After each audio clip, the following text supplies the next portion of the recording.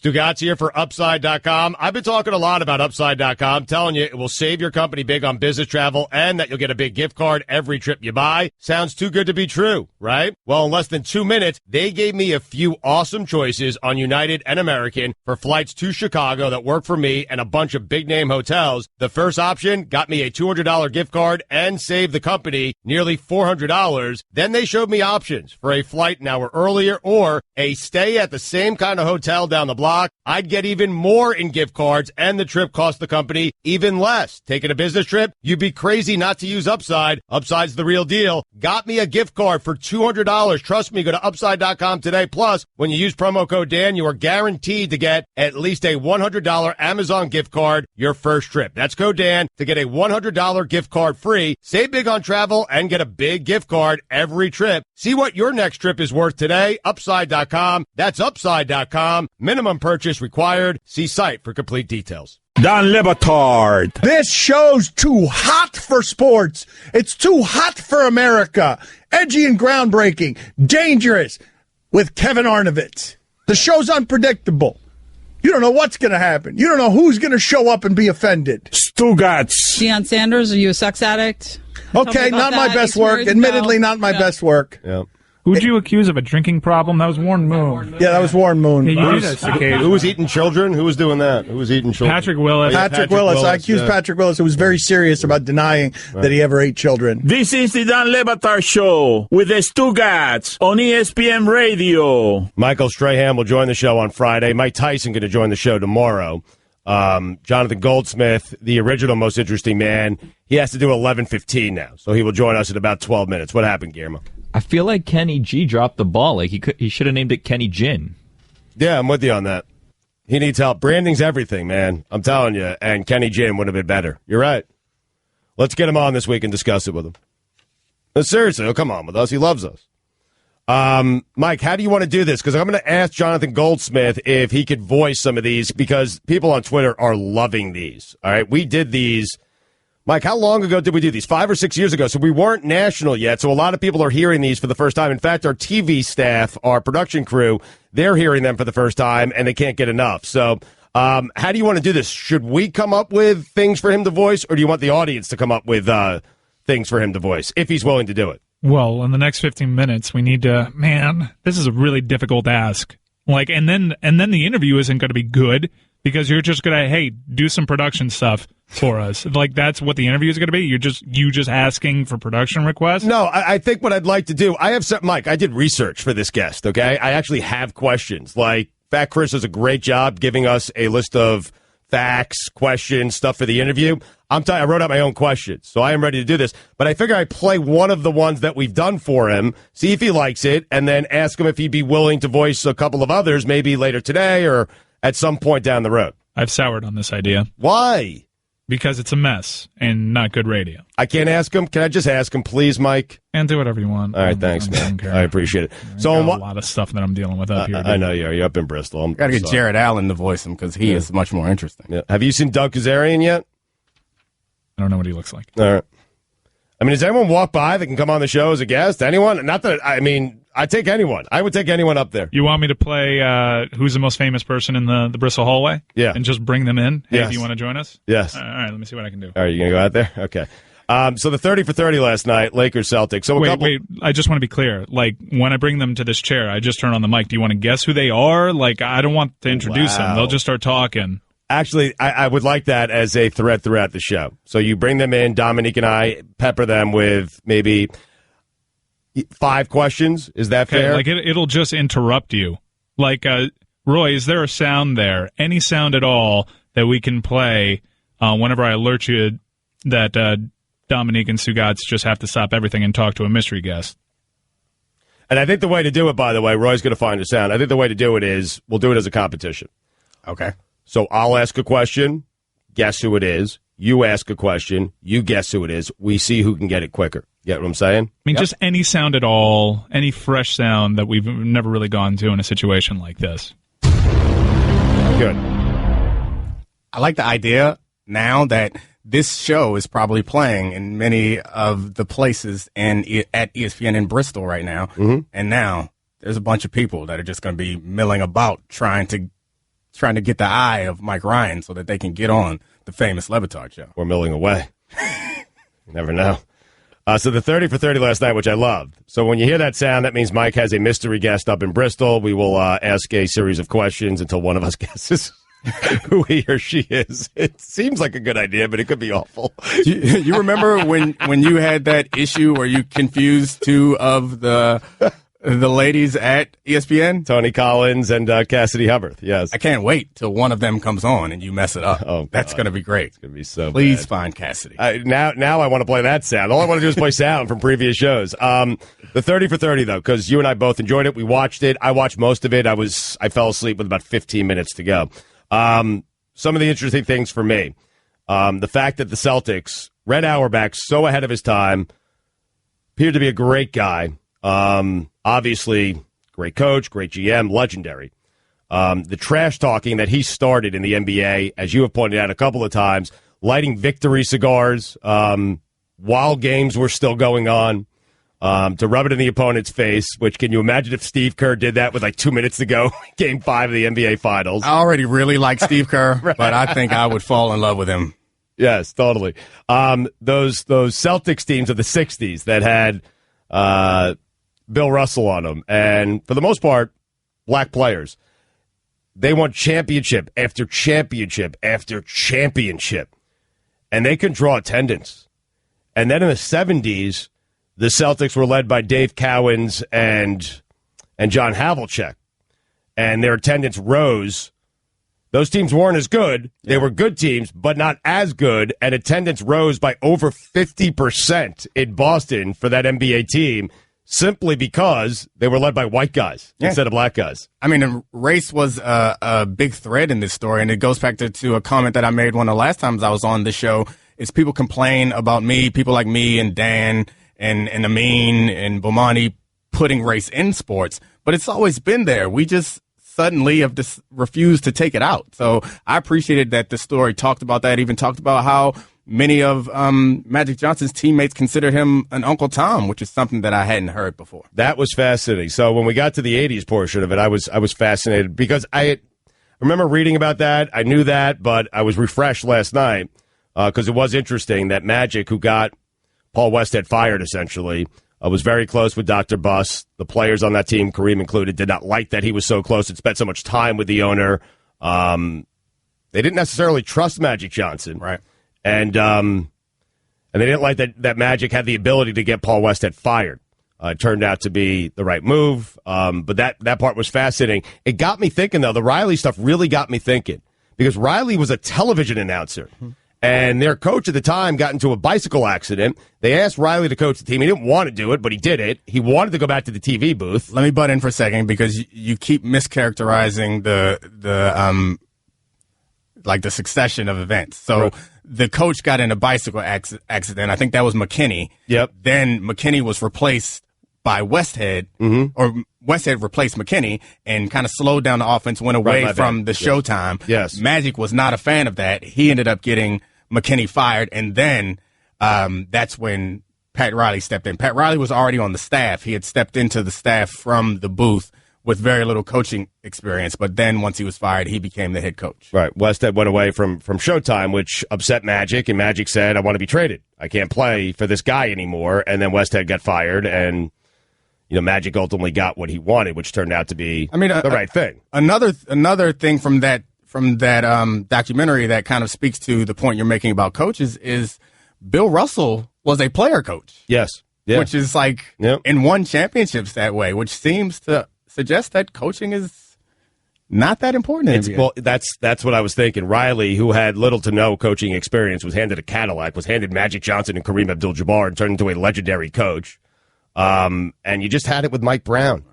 You just had it with Mike Brown. And you had it last year with Luke Walton. Right.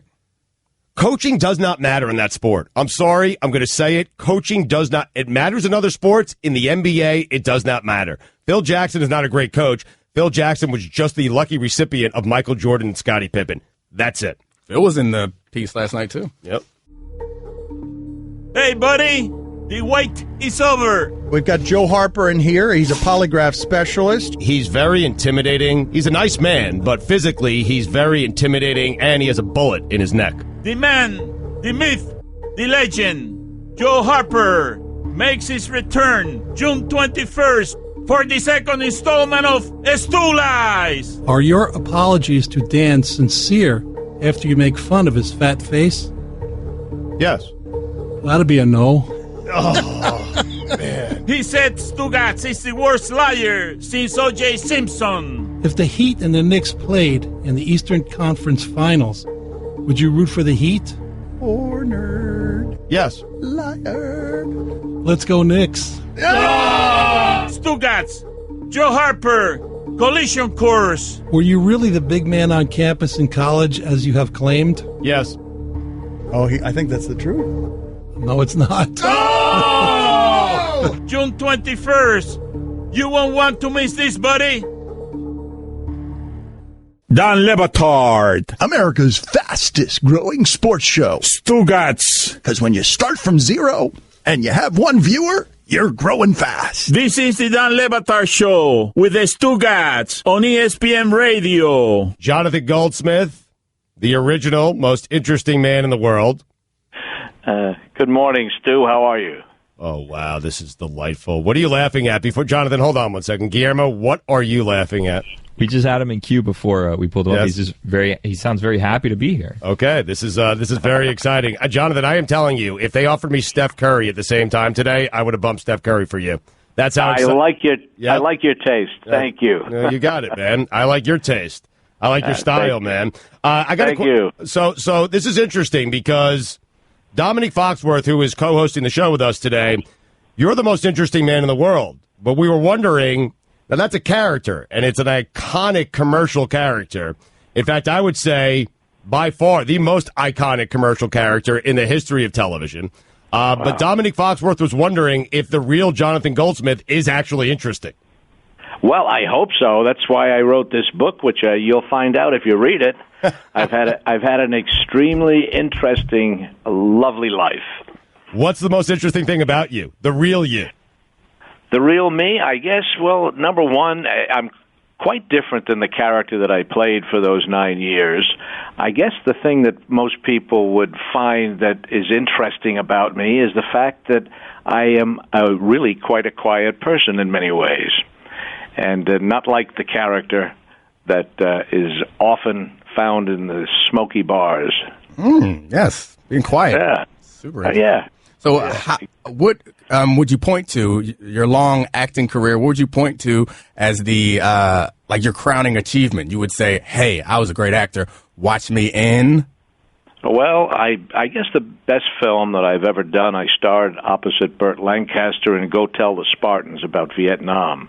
That was one of the highlights of my career, but I've done an awful lot of television shows. I've been privileged to work with some of the biggest stars in the world, Clint Eastwood, John Wayne, Henry Fonda, etc. It's been a long career, and you're talking to a lucky guy. Jonathan Goldsmith with us here on the Shell Pennzoil Performance Line. His new book, Stay Interesting, of course, is available now wherever books are sold. How did you get that job? How did you get that role, Jonathan? Well, I'll tell you, I had been out of the business about 10 years, pursued some other ventures, and I got a call that they were looking for somebody for a commercial. They didn't know exactly what they were looking for, but it was a Hemingway-esque type of a character, and I had to do an improvisation and end with this sentence, and that's how I arm wrestled Fidel Castro. That started it off. I went down to the audition. I had slept that night. I was in some financial difficulty. I slept in a campground in the back of my truck, and I went down to this commercial appointment, and I didn't know if I still had it. It was 10 years that I had been out of the business, and I got there, and I was really deflated. I looked around, and there were 500 fellows. They all looked like they were there for the Juan Valdez coffee commercial, and I said, I'm wrong for this. These guys are young and handsome, and I was in my 60s. I didn't think it was going to happen. And finally, I wanted to quit. But I didn't. I stayed. I went into the room. It was an empty room. The producers, the clients were all back in New York with the director, and I'm talking to a blank wall with just some audio equipment on it. And I started wondering, what was I going to do? And just before I sat in this chair, I remembered, so obvious, so close to me, channel my dear friend and sailing companion, Fernando Lamas. And that's what I did. And that proceeded to be a long search. We didn't hear much that the first day, except I knew I had them laughing. Called me back a month later, and then 2 months from then, after they had gone all around this country and then South America and Mexico, they called me in, 2 other fellows, dress rehearsal, makeup full on, and I was a lucky guy. Did you have any idea it would turn into this? It's changed your life. I'm guessing it's changed your life, right? Oh my God, it certainly has. I mean, it is open. We had no idea in the beginning. Nobody did. It was different, as you know, and but the doors that have opened for me, my God, I was a garbage man when I first went to California. I ended up being President Obama's guest at at Camp David for his birthday with 10 of his best friends in the world. I mean, It was everything that had eluded me for 50 years suddenly opened up. The world opened up and changed for me. So, what did you do at Obama's birthday? Like, what were you doing there?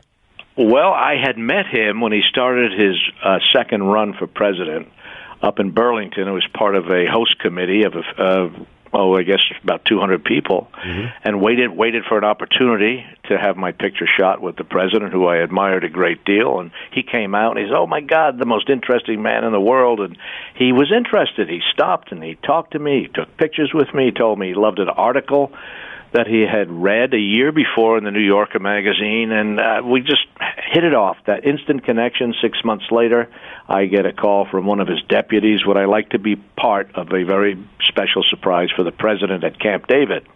I said, of course. I went there. It is. It's beyond amazing. I mean, there I am in Camp David with the President of the United States, the leader of the free world, me, an ex-garbage man. So it was a wonderful, incredible weekend. I had the pleasure of sitting at the table with him, eating, playing. He's competitive. There were a lot of athletic games, and it was a real highlight of my life. So, Jonathan, let me give you a couple options. So you said you talked a bit about sailing, and you also talked about being in some financial difficulties before you got the Dos Equis spot. Could you tell me the most interesting, if there's something from either of those times in your life that's super interesting, can you pick one of those and tell us a story about that? Well, there's nothing terribly interesting about having financial problems. I had started a business, and it was extremely successful. In fact, we licensed 35 foreign countries, and it was going marvelously, and it fell down. There were problems with it, and the company dissolved. And from a huge income and travel constantly and affecting people's lives and helping people in the business world, it ended. And I just came to the conclusion that we are who we are and not what we do. And that kind of sustained me.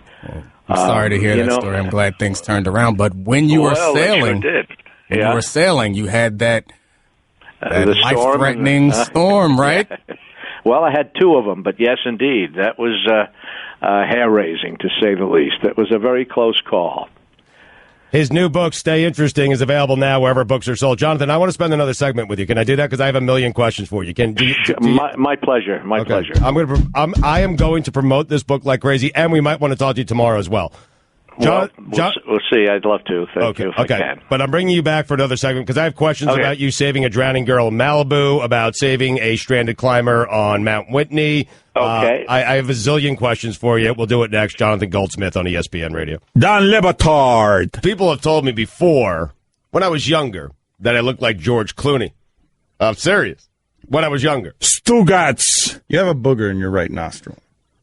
So does Clooney. This is the Dan Le Batard Show with the Stugotz on ESPN Radio. Jonathan Goldsmith, the most interesting man, is going to join us in a second on the Shell Pennzoil Performance Line. He was on hold. He just dropped. Billy's getting him back right now. I have several questions. The way I need to do this so we can do it on time and stay on time, Jared Allen going to join us at noon Eastern. I'm just going to ask him these questions one by one, ask him to try to answer them in less than a minute and see if we can get that done. And then at the end, I'm going to play one of these most inconsistent men in the world. man in the world, excuse me, and see if he'd be willing to voice some of these for us moving forward, because I feel like there's a budding friendship here, and I think Jonathan will probably do it. Roy, do you get the sense that he will probably, if I ask him at the end, that he'll probably do some of these for us? He seems like a nice guy, but I doubt that he would do it. Why did he leave Dos Equis? Was it about money? It was Dos Equis who wanted to actually go in a, I guess, newer, younger, different direction, so the ads didn't get stale. But Jonathan Goldsmith, this is why he's amazing. And this is why that ad campaign, and Roy and the guys here, Dan, all the guys know I'm very into marketing and ad sales and stuff like that. This boosted sales of Dos Equis, this campaign and this character, by 15 to 20%. From when he started to present day, sales are up 15 to 20% on Dos Equis beer. So, Jonathan going to rejoin us here in just a second on the Shell Pennzoil Performance Line. Bill, we got to do this quickly, man. I need him quickly. I need him on the phone quickly because I only got 5 minutes now, and I got like 17 questions for him. What is he doing? Being interesting. What is he doing? All right, so anyway, and we will talk to him. But I do find that part fascinating, that there is a guy and a character in a campaign that was created that would boost sales 15 to 20%. And I'm kind of with you because I know where you were headed. Why did they get rid of him? I don't think it was money or contractual. I just think they wanted to go in a younger direction. And one of the questions I have for him is, does he laugh at the new most interesting man? Because the new most interesting man doesn't appear to be nearly as interesting as the original most interesting man. I mean, I'm with you on finding marketing and commercials very interesting. There's some research or studies that suggest or prove how effective marketing is, and that movies in cities where one of the teams was in the Super Bowl, if that movie is advertised during the Super Bowl, the attendance for the movies in those cities are higher. Right. Which, I mean, proves that marketing and Super Bowl ads particularly are pretty effective. Yes. But this has ruined the entire flow of the show right now because we had a flow going and Guillermo cannot find the most interesting man, and it has ruined my entire flow. Like, we had a good one going. Billy. I'm not blaming Billy. I'm blaming Jonathan Goldsmith. What happened to him? I warned you. I'll yell at him when he gets on the phone. I warned you. I mean, now I'm thinking we should do it at 11:45, but now this has consumed the entire hour. We're on ESPN Radio and ESPNU, and soon to be on ESPN2. What is going on here? Going as fast as we can, Stugotz. This is what we call in radio stretching. Yeah, I know. I've been stretching for 5 minutes already. Jeez. 15 years. By the way, can you touch your toes when you bend down and try? Can you touch your toes when you stretch? You're going to stretch this way, huh? Yes, I'm going to literally stretch. That's what I'm gonna, as a punishment to the audience. Why am I lashing out at the audience? The audience didn't do anything. I am going to stretch. Billy, what is going on? I need an update. Fat Chris, you're sitting right next to him. I need an update here. Blame Jonathan. All right, so Jonathan was on hold, but then we did like a 2-minute sports center. He wasn't really supposed to join us at that time, so he was waiting around in a conference room. I overheard him saying he was waiting for a car, and then right before your sports center ended, the call just dropped, so I'm assuming the car got there. I don't know. But we reached out to his person who got to his manager who's trying to get him back on now. Okay, this is unbelievable. But I don't think he's going to be joining us tomorrow, so ask all your questions now. Well, okay, can we get him now? Nope. all right. Should have listened to me. I mean, he was sitting there. As you started your update, he was sitting there on hold. He was sitting there. I was excited. I was looking forward. I have so many questions for him. So what did you think with that? The comment I made before about coaching and based on the 30 for 30 last night and how Pat Riley got that job, which is fascinating because Pat Riley really wasn't that interested in being a head coach. The Lakers gave him that job kind of as a fill-in role, wanted to go back to TV. Turns out that Magic got Paul Westhead fired. And so I was thinking, and Riley got the job. Now, he got it along with Jerry West. And as Dr. Jerry Buss said on the 30 for 30 last night, that Jerry West was going to be the offensive coordinator, Pat Riley was going to be the coach. He never said head coach, and then Jerry West had to clean that mess up and say, no, I am working for Pat Riley, who had very little to no experience as a head coach. But in the NBA, it's interesting. So you have Pat Riley, who had little to no experience as the head coach, okay, who turns into one of the greatest head coaches in any sport at any time. You have Steve Kerr with no coaching experience, getting Steph Curry and Klay Thompson, a team that Mark Jackson and others built. Steve Kerr certainly did not build it. And Steve Kerr is now turning into one of the all-time great coaches. Steve Kerr goes down. Mike Brown takes over.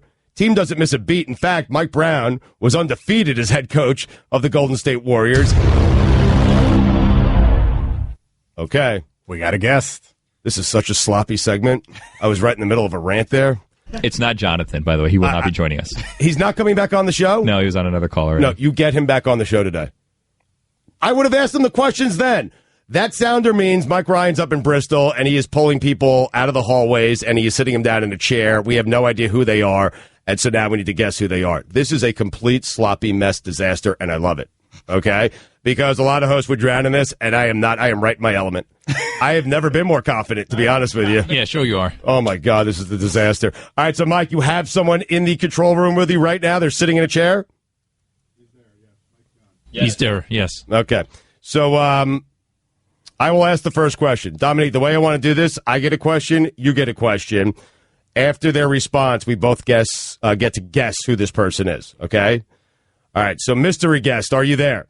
Sure am. That is not my question. What sport do you cover at ESPN? Every single one. Wait, hold on, I get to guess. Oh, okay. Doug Kazarian. Mystery guest?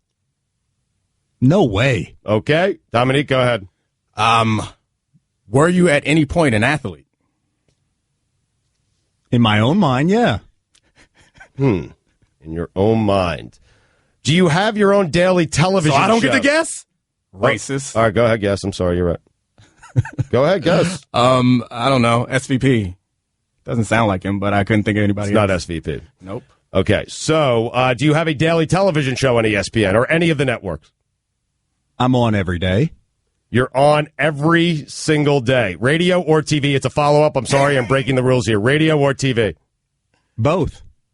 Bam. Jeez. Cassidy Hubbard. What is your favorite sport? Going in on these questions, huh? What is your favorite sport, mystery guest? Football. Football is your favorite sport. You're on radio and television. This is a bad idea. Control room. Any guesses there? This is terrible. Can he just reveal who he is? Yes, please. No, I want to guess who it is.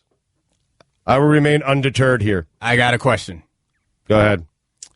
Who are you? I'm an anchor. I'm going to go with Kevin Nagandi. Boom. What is that? Yeah. Yes! Very good. Yes! The payoff! Yes! I try to keep it as simple Get as out of possible. here, Nagandi! Yeah. Uh-huh. Dan Le Batard. What are you up to these days, Dominique? You're broadcasting for the Hawks, right? Stugotz. No, I'm vice president of basketball, the Hawks part owner. This is the Dan Le Batard Show with the Stugotz on ESPN Radio. I'm so mad right now. It's about as angry as I get. This is it, right here. I'm not mad at anyone, except for Jonathan Goldsmith. And he deserves your anger. Yep. I mean, I am furious right now because I was excited. You guys know when I'm excited to have a guest on. And I had a bunch of questions for him, and we had a flow going, and we were having fun. And Jonathan Goldsmith, he ruined it. Pooped on it. He really did. Dominique Foxworth in with us today. Levitard's coming back tomorrow. We talked about the 30 for 30. I never finished my rant. It's okay. That just erase that segment from your memories, okay? All of you.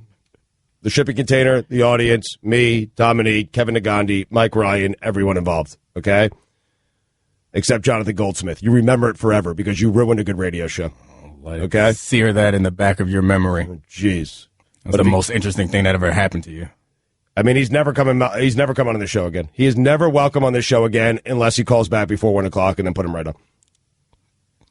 Because I still have questions for him. You wrote an article about the Jets, my New York Jets, for the Undefeated. Oh yeah, I just find a lot of what's happening with the Jets very interesting because their head coach Todd Bowles was 10-6 his first year, and then he was 5-11 last year, and he's in the third year of his contract, which happens to be kind of a make or break year for him, especially considering that he's in a 4-year deal. So, is he the 10-6 coach or is he the 5-11 coach? And there's a bunch of pressure on him to find out. In this offseason, McCagnon, the GM, has done nothing but send away all the players of consequence. So I wrote a lot about what's happening there, how the pressure on Bowles is mounting, and how this season, I started this actually a funny story. The lead of the piece was just about Todd Bowles being a one-legged man in an ass-kicking contest, but right. That got taken out. The editors didn't like that, but I thought it was a funny analogy. saying that Todd Bowles is entering the NFL season, which is an ass-kicking contest, and he's entering it with just one leg. So anyway, there's a lot of detail in there, and it changed a lot of what I thought about Woody Johnson for the positive, which surprised me, and I put some of those things in there. But it was just all very interesting, and knowing that Todd Bowles is coaching for his life while the team seems to be building for the future and trying to angle to get a shot at the number 1 pick and getting Sam Darnold. It almost seems like, it does seem like they're tanking, although tanking in the NFL is really difficult to do. I mean, you played, it's difficult to do.